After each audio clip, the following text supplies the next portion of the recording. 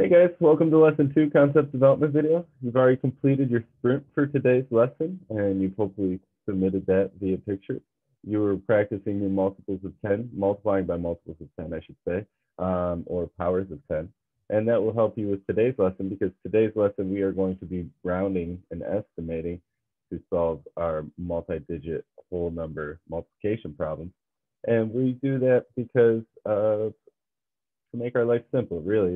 It's just like when you're out shopping and you're trying to think of how many items to buy. We don't just try to solve a bag of potato chips cost $3.38. We don't try to multiply $3.38. We round it and then we say like $3.50 and we say how many we're going to buy, like 4 bags. So $3.50 times 4 would be $14. So it's easier to work within our head and do that mental math. So that's what we're going to be practicing today. So like, for example, and I'm going to keep my face up here. You can see I'm in black and white this morning. If we were thinking about how many students are in our class, how many are there? Well, we have 13 in Mr. Briggs's homeroom and 14 in Mrs. Alphys's homeroom. So we already know that right away that all classrooms are not the same size. They're not exactly the same. And then if we go to different grade levels, they might not have just as few as we do because I feel like we're one of the smaller class sizes with 14 and 13 in our classroom. I know that the high school, some of my high school teacher friends have 20, 23. So we know that we can't just assume that all classrooms have the same number of students. So we would have to estimate to solve for that. So let's just pretend that we think that, most classrooms have around 18 students. So if we said that each grade has 4 classes, and so that would be 5th grade, 6th grade, 7th grade, 8th grade, 4 times 4 is 16. So how would we solve for 18 students times 16 classrooms?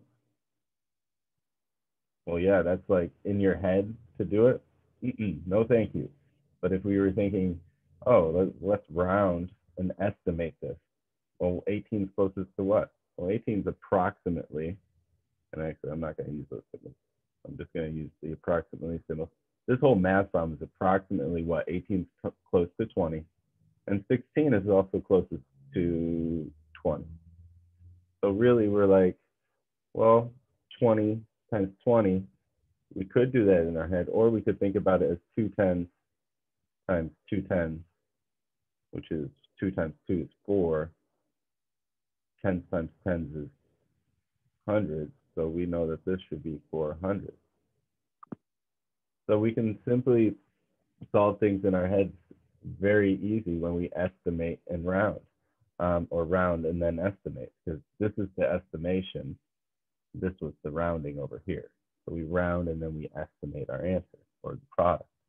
So great. I'm going to minimize my face so I can actually put the screen down and write a little bit more with you. I also apologize for the sound quality. These are my fake pods. They're not really AirPods. They're ones that I found on Amazon for $10, and they seem to work really well for sound quality. But the mic isn't as good as my little one on my desk. So hopefully this week when we're back in the classroom, I can bring that to and from school with me. All right, so now that I have the screen down, let's go ahead and clear the screen out. And let's think about the next math problem that I want us to round and then estimate. So let's make it a little bit more challenging. Let's make it, let's do 456 times, let's do 42. So I want us to do this mentally. So I don't want to stack and multiply using standard algebra. I want us to round and then estimate. What would this be about? What would this answer be close to? And I also want you, while we were rounding, to think if we're rounding up or rounding down, because that's going to matter when I ask you the next question at the end of it. So 456, let's just go to the largest place value and round to this largest place value of every number that we're working with, just to make it simple. So it's in a multiple of 10 or a multiple of 100 or multiple of 1,000. So what I mean by that is you'll see in a second. So 456. Well, 400s is the largest. The hundreds is the largest. So we know the midpoint is 5 of the place value to the right of it. Well, the place value to the right of hundreds is 10. And it is at the midpoint. So that means this number is approximately, when it's at the midpoint, we round up. So this is approximately 500. Now over on our second number, the factor that we're multiplying by, 42. Well, the largest place value is 10, so we look to the place value to the right of it. Well, that's less than the midpoint, so we're going to be rounding down with this. So we've just rounded, and now we need to estimate. Now we got 500 times 410, or 500 times 40. So again, I like thinking about it in unit form. I'll show you a different way as well, because this just simplifies it to basic facts. 5 times 4. Well, 5 times 4 is 20. Well, this is where it gets a little hard when we don't have the same unit. Hundreds times 10. Well, we know when we multiply by 10, we shift things to the left. So hundreds would shift to the left to thousands. So this would be 20,000. Or if we thought about it, 20,000 is standard form. So the question that I was going to ask is, do you think we overestimated or underestimated? Well, on this side, we rounded up, and on this side, we rounded down. If they both round up, we know we've overestimated 100%. If they both rounded down, we know that 100% that we have underestimated. So with this one, we rounded more up than we've rounded down, right? We rounded up a couple of tens from 60, 70, 80, 90, 100. So we rounded almost 50 up from 456 to 500. And we rounded down 2 from go 42 to 40. So I'm going to guess, just thinking about this number, thinking about what we did, I'm going to guess that we rounded up, or I mean, we estimated over, I should say. Sorry. Let's do another problem. And this time we're going to show it in a different way. I'll still do unit form, but I want to show you a different style. Okay, let me just pause this to get the math problem in my head. And your pause. All right, let's go ahead and try 1,320 times 88. Now that looks like an intimidating math problem, but when I ask us to round and estimate to give us a close answer, it makes it a little bit simpler. So remember, we always start at the largest place value. So the largest place value on the left is thousands place. Well, if we look to the right, is that at the midpoint, above it, or below it? Well, 3 is below 5. It's smaller than 5, so it's below the midpoint. So we know that we're rounding this number down. Well, that means that the 1 stays itself and everything else becomes 0. So we're really rounding it down to 1,000. And then we're working with 88. Again, largest place value is in the tens place. So we look to the left, or to the right, I'm sorry. Is it at the midpoint? More, less? Yeah, 8 is above the midpoint of 5. So we're rounding that to 90. We're rounding it up. Now we only rounded that up to 1. Over on the left, we rounded down 300s at least. So keep that in mind as we solve for this.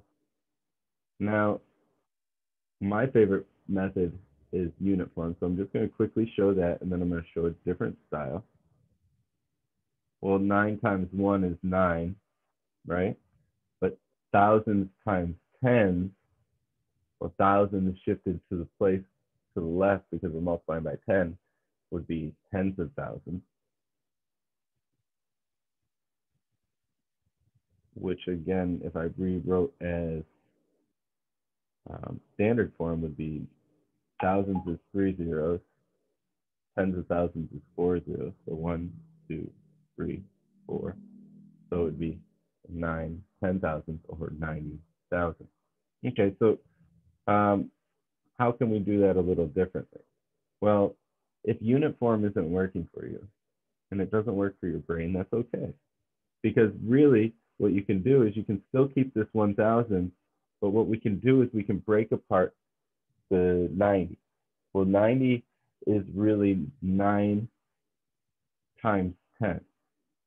Now, this is where the math is really cool because commutative property allows us to reorder these factors and multiply them in a different order so that we can make our lives easier.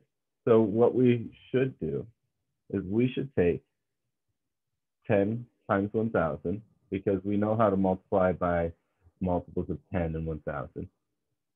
We just actually practiced it on our sprint. So we're going to just rewrite this sentence as 1,000 times 10, and then we're going to multiply that by 9 because we know that this will make our brain easier. So really, this is 1,000 times 10 is really 10,000, and then we're multiplying that by 9, which would give us 90,000 because we can simply multiply 9 times the 1 in that 10,000 place, right? So let's go ahead and try one more practice together on the concept video, and then we'll shift over to the problem sets together. All right, so let me go ahead and get the next math problem. I want to make it hard on you guys. So let's see. All right, let me clear this. 3,120. And we're going to multiply that by, let's see, 880. Okay, so let me minimize my other screen. I know you couldn't see it, but it was in my way. So 3,120 times 880. Again, I'm not asking you to solve for the exact answer, the specific answer. I'm asking you to give me about the answer. So we need to round and then estimate. So again, always start at the largest place value for this. Well, 3,000s is my largest place value. Always look to the right of the place value to round. Well, is that at the midpoint, above it, or below it? Well, 1 is definitely smaller than the midpoint of 5, so we're going to round down. Oh, I didn't ask the question on the last one. I'm going to ask it on this one. Sorry. Well, we are going to then look at 880. So we have 8 in the hundreds place. So we look to the tens place. Is it at the midpoint, above it, or below it? Well, 8 is larger than 5, so it's above the midpoint. So we are going to be rounding up for that number. And we round up to 900. Now that we've rounded, now we can estimate. Now we can do it in multiple different ways. I like unit form.